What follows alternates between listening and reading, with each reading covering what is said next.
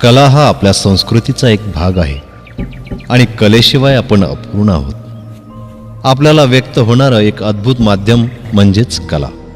आत्म्याचा सुंदर आविष्कार म्हणजे कला.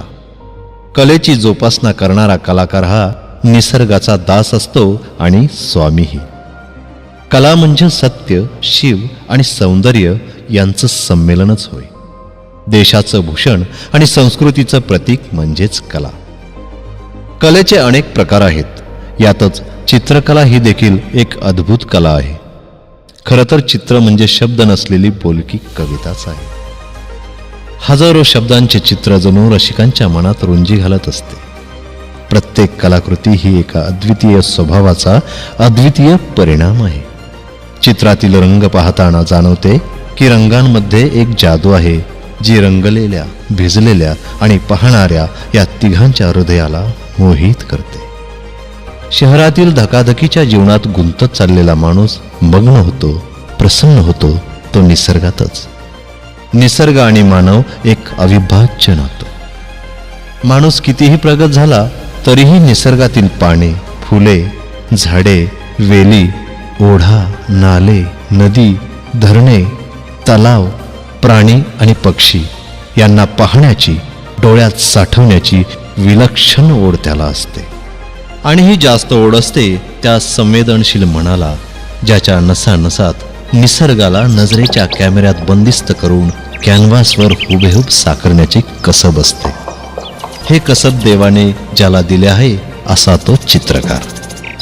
मला भेटलेला एक चित्रकार अवलिया म्हणजेच संदेश नेमिनाथ शेटे. निसर्गाला न्याहाळत, झाडे वेलींशी हितगुज करत, हृदयाशी हृदयाच्या होणाऱ्या स्पर्शाची अनुभूती घेऊन जणू तो आपल्या कुंचल्यातून मनातील अनेक रंग कॅनव्हासवर मुक्तपणे उधळत अवघा निसर्ग जसाच्या तसा साकारण्यासाठी पुढे सरतो. निळशार पाणी, पाण्यातील इवलेसे वनस्पती तंतू, अविरतपणे पाण्यात न्हाणारे बारीकशे दगडगोटे, दूरवर दिसणारे निरभ्र आकाश, हिरवीगार झाडे, गवताची पाती, डोंगराचा देखणेपणा, धुक्याच्या छटा, पाण्याचे तरंग, या सर्व गोष्टींना बारीकपणे टिपत कॅनव्हासवर हा अवघा निसर्ग उतरविण्याची जादुई कला हा चित्रकार काही क्षणात साकारत असतो. नजरेत सामावून घेत समोर दिसणारा अद्भुत निसर्ग जसाच्या तसा आपल्या पांढऱ्या कॅनव्हासवर रंगाच्या सहाय्याने साकारायचा म्हणजे साधी गोष्ट नव्हे. निसर्गाशी मूकसंवाद साधत हा मनस्वी चित्रकार स्वतःला निसर्गाच्या कणाकणात सामावून घेतो. माती, पाणी, झाडे, फुले या साऱ्यांशी हा अवलिया जणू बोलत असतो, साद घालत असतो. आपल्या कुंचल्याच्या साहाय्याने विविध रंगांची मुक्तपणे उधळण करत हे अविस्मरणीय निसर्गाचे हुबेहूब चित्र साकारतो, ते हजारो लाखो डोळ्यांना पाहून प्रसन्न होण्यासाठी. सृष्टीचे विविध पैलू आणि अगणित छटा पाहून मन प्रसन्न होते, उल्हासित होते. शहरात राहणाऱ्या मानवास हा निसर्ग सखा तितकासा भेटत नाही. आणि मग संदेश सारखा एखादा मनस्वी चित्रकार आपला चित्रदेश बहाल करतो अनेक डोळ्यांची तहान भागविण्यासाठी.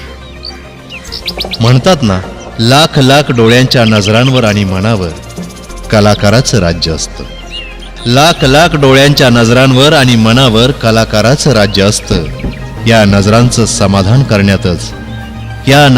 समाधान करण्यातच कलाकाराचं भाग्य सामावलेलं असतं. कलाकाराचं भाग्य सामावलेलं असतं.